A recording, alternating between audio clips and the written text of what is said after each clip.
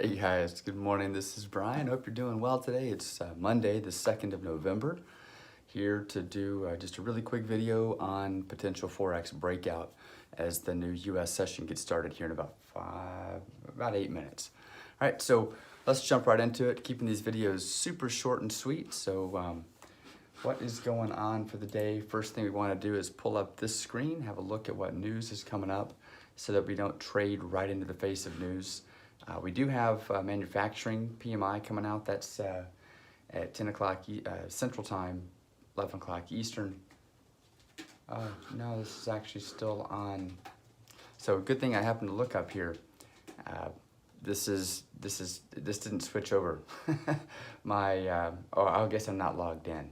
So something has to happen over the weekend and I'm not logged into my Forex factory. So inspect what you expect. This switched over to Eastern Time instead of Central Time. So 10 a.m. Eastern, 9 a.m. Central. So here in about 2 hours, we'll have this manufacturing report. That's enough time for me. I don't want to trade when I've got news coming up like in half an hour, in 45 minutes or something of that nature. But I'm okay with taking a breakout if we've got 2 hours for that trade to start moving and maybe get into some unrealized profit where I could lock in, some profit prior to news if it hasn't already moved up to the point where it could hit my actual take profit point. So I'm good with that. So what we're going to do is flop over here now and have a look at what is actually happening in the market to see which currencies we could potentially pair together, if any. Because of course there are going to be days when ranges have been fully exceeded and it's not a great day to trade. But let's see what's going on. So coming in, having a look here, we've got a pretty flat market really for the most part. We've had some volatility earlier in the day, but right now, we've got the CAD that's above the midpoint, kind of hanging above the midpoint, which that looks pretty good. And we've got the Euro down here that's below the midpoint. So the Euro versus the CAD could be a potential pairing. However, if we pop over here and have a look at this, have a look at that Euro versus the CAD, we can see we've already moved 86 pips for the day, and its average is about, mid 80s to 90 at the top, but it's about 85, 86 pips. So is that a great trade for today? I'm gonna pass. I'm gonna say no, it's not. We've got a lot going on, and the markets, are certainly they're going to be interesting, here over the next few days, probably next few weeks. Big election tomorrow here in the U.S., along with the turmoil that could potentially come after that. So we'll see where it goes. But so looking at this Euro versus the CAD, not a super great idea. It doesn't look like to me, just because of where the ranges are. So next we maybe have a look at, well, how about the CAD versus the USD? That one, again, 84 pips have moved for the day. Its average is into the, 80, high 70s, 80 range. So again, we've exceeded what that typical range is. Now, does that mean it can't move more? No, of course not. It could move 200 more pips. But we just look at the likelihoods, right? We're talking, everything we do in trading is in odds and probabilities. It's all about odds and probabilities. So what are the odds that it's going to keep going?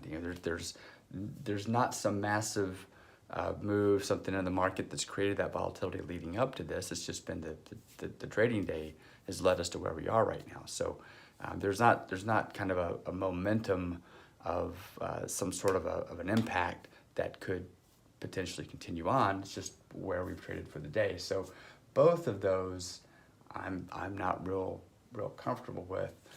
What else is out there? Well, let's just have another look over here. What else is out there? We could look at the U.S. versus. Oh, I'm talking. You're looking at me, not this. We could look at the U.S. versus the Euro, so the Euro USD currency pair. They're both below the midpoint though, so that's not setting up as a trade. But if we get some decent momentum, this Euro maybe coming into the U.S. session breaks up above the midpoint, keeps moving, and we get that nice divergence between the Euro and the USD. That it's not a pair that I typically trade because it's not super volatile, but check this out. It's only moved 30 pips on the day, and its average is into that, mid 60s, high 60s. So there's that opportunity there to potentially get that quick 20 pips that we're looking for as that maybe moves and continues on to its current range. Now, the kind of, if we look at the trend intraday, the trend is long, so long euro versus USD, so we'd be buying euros, selling USD, but the volume detail doesn't really support it at this point. The volume detail is supporting additional selling. So we'd really want to wait and see what happens here. A lot of this is just simply the fact that neither of these currencies are really showing a lot of volatility. But if we get that good pop, that good push on the euro, if it really does push hard and break above this midpoint and show some decent divergence here from the USD, that would be going back into the direction of that smaller intraday trend, and that might be enough to pull our volume detail above this midpoint and get that into where it's favoring additional buying as well. So I think I'm going to look at that. I'm going to look at the Euro USD when the US session clicks on here. I'm going to look at a buy on the Euro USD. What'll happen is we'll have a box painted here, and we'll look at the top of that box for a breakout. If it doesn't get there, the market reverses, and the first hour or so it just keeps moving down, I'll just close that trade and move on. I'm not just going to leave it on there, right? If it looks like the market conditions are changing, why take the risk? And of course, as we get closer to 10 o'clock for that news event, and that will change things as well. If we're not in that trade, don't have any unrealized profit, we'll just shut it down. But that's what I'm going to look at. I'm going to look at a breakout in that Euro USD in a long position once the session gets going. All right, so that is it for me this morning. I'm going to leave it here. I'll be back in about an hour for the futures update. And you guys have a great day. Talk to you soon.